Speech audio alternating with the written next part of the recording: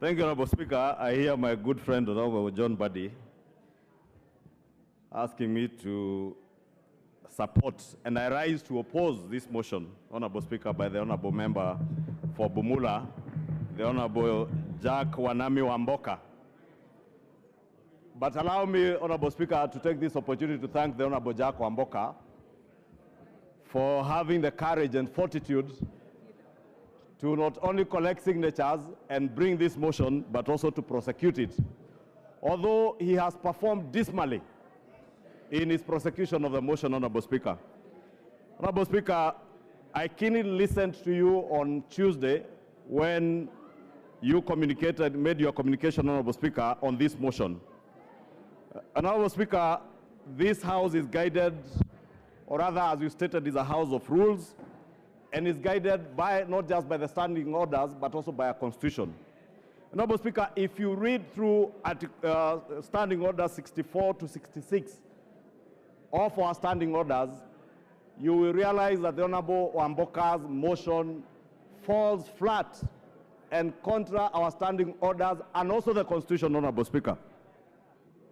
Honorable Speaker, it is also true that matters to do with removal of office of public officers, as you stated in your communication, Honorable Speaker, are largely guided also by precedents and borrows heavily from court rulings and the thresholds set in.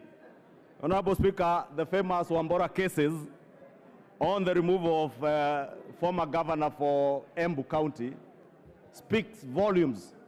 Honorable Speaker, in that case, the Wambora case, one of the things that was made clear is that there must be a very clear nexus between the person being removed from office and the alleged grounds on which that removal is sought. Therefore, the question we ought to ask ourselves, Honorable Speaker, has the mover of this motion, Honorable Jack Wamboka, created or shown us that nexus between the person being removed from office as cabinet secretary and the alleged grounds of removal? And the straight answer, Honorable Speaker, is none. There is completely no nexus between the allegations that the Honorable Jack Wamboka presented in his moving of this motion, Honorable Speaker. And indeed, Honorable Speaker, if you listen to Honorable Jack Wamboka, Honorable Speaker, if you can protect me from the members who are consulting very loudly. Honorable Speaker, I was asking if you can protect me from the loud consultations. Order, especially here. Order, honorable members. Members on their feet. Your standing orders say only the members speaking should be on their feet. If you are in transit, then transit to where you are going. Go on. Thank you, Honorable Speaker. Honorable Speaker, I was stating that the Honorable Jack Wamboka has completely failed to show us the nexus between the allegations that he was speaking about and the person he seeks to remove from office. Indeed, in his own submission, Honorable Speaker, he has alluded to issues touching on procurement and distribution of fertilizer by the National Cereals and Produce Board. Honorable Speaker, the Honorable Jack Wamboka is not an ordinary member of Parliament. The Honorable Jack Wamboka, and congratulations to him, is a first-time member of Parliament, but also serving as a senior member of this House as a chair of the Public Investments Committee. And therefore he knows, because he oversights these parastatals, some of these parastatals in PIC, that parastatals are semi-autonomous of ministries. And indeed, the State Corporations Act is very clear that ministers, principal secretaries or accounting officers cannot and must never be seen to micromanage parastatals or state corporations. The Honorable Wamboka has failed to show us the nexus between CS Mithika Linturi and the procurement processes or distribution of fertilizers at NCPB. Indeed, Honorable Speaker, he also failed to inform the House that DCI that has been investigating this matter has already preferred charges against arrested and preferred charges which the DPP has consented to for the prosecution of officers that DCI feels might be culpable on the matter of the procurement and distribution of this fertilizer, Honorable Speaker. Therefore, I was waiting, Honorable Speaker, with bated breath for the Honorable Wamboka to show us that nexus. He has failed to do so. And therefore, this motion falls flat on its face, on the face of the Honorable Jack Wamboka. Honorable Speaker, it also lacks any clear precision of the violations of law and the Constitution. And the Honorable Wamboka did not show us any clear violation of any section of the law or indeed of the Constitution by CS Mithika Linturi. Honorable Speaker, look at the probate value. And I think the Honorable Murugara had alluded to it. The Honorable Mbaya had also alluded to the probate value of the issues that the Honorable Jack Wamboka has tabled before the House. Honorable Speaker, he took us through what the Honorable Member for Kilifi North was telling us were not just excerpts from Citizen, NTV, Nation newspapers, Star newspaper, and other media houses. And Honorable Speaker, we have tremendous respect for our media houses because as a fourth estate, they have a duty like we do to oversight government and the executive, Honorable Speaker. And we must allow our media houses to help us to raise issues that are also of concern to the people of Kenya, just like we raise. But media houses cannot be the basis, Honorable Speaker, in line with our own procedures in this House, to adduce evidence before this House.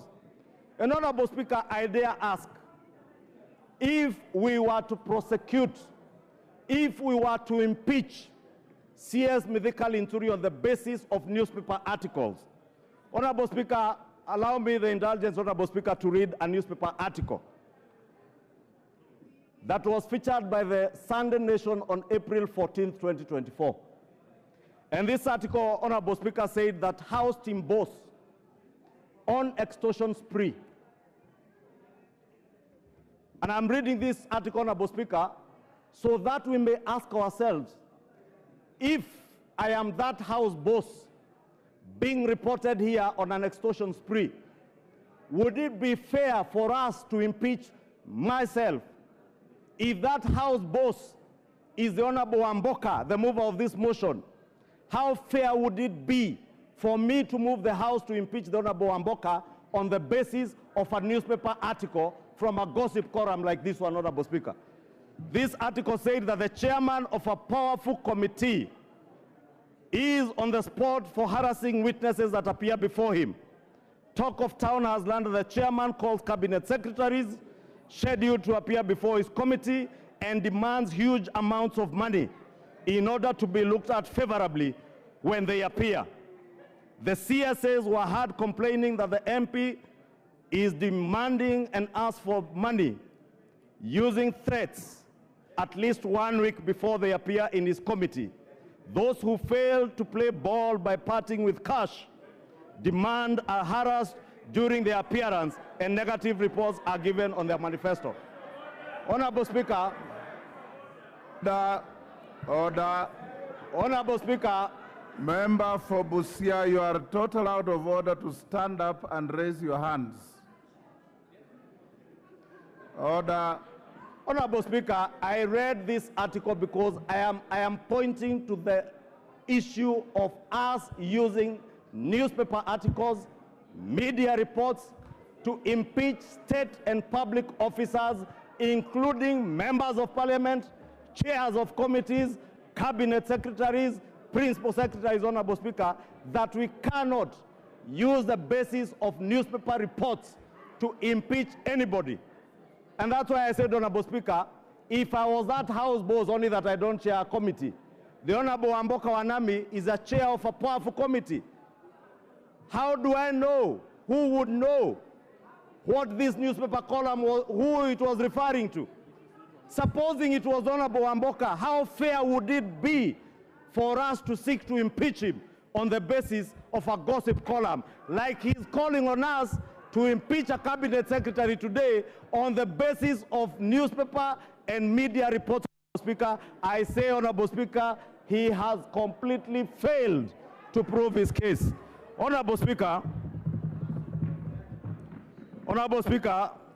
moving on, Honorable Speaker, is this motion a decoy? Honorable Speaker, and I have listened keenly to the Honorable John Barry, my good friend, prosecute the point like the leader of minority has prosecuted, that maybe we should allow this to move on to committee, and the committee of 11 will then look into the probate issues.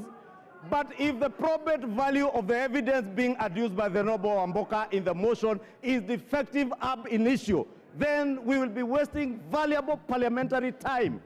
Honorable Speaker, if you want committees to look into this issue, I am certain there are many members, including the member for Kwanza, who sit in the Agriculture Committee. A committee of this House is looking into the probate value of all the issues that were presented before that committee and is undertaking an inquiry into this matter. If I was the Honorable John Wamboka, I would have been patient to wait for the Agriculture Committee's inquiry to get substantive evidence, evidence that has probate value, evidence that has particulars, evidence that you can use to impeach a CS. Otherwise, what he has brought to us, Honorable Speaker, here is not even worth the paper published on these newspapers and the articles he has presented before the House. Just like this article speaking about a member of parliament extorting from cabinet secretaries is not worth our time. We should then not be wasting our time. Molo, what is, Honorable Speaker. Order. Senior Counsel Molo, what is problem? Mr. Speaker, I stand under Standing Order 87, 4, and 91.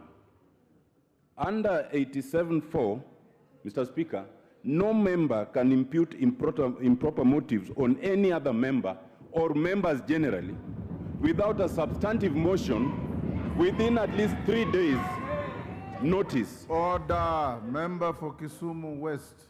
And in addition, that is grossly out of order. Mr. Speaker, there is no substantive motion. This is not a rally. Thank you, Mr. Speaker.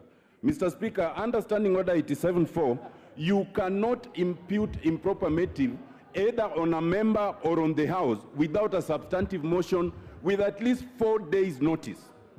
And under Standing Order 91, a member who then makes such a statement of fact must substantiate. Mr. Speaker, the leader of majority has just imputed that this House extorts from members of the cabinet. It does not matter that he's referring to some newspaper cutting which has not been tabled and which we do not know, and which he can also therefore not properly refer to. Mr. Speaker, I urge that you urge that the majority leader is out of order to retract those words and that they be extracted from the answer. Because anyone listening might actually think that we are tacitly admitting and approving those falsities. Thank you, Mr. Speaker. Senior Counsel, I understood it differently. I thought he was speaking about it in the negative, that we cannot pick a gossip column and use it as evidence against anybody.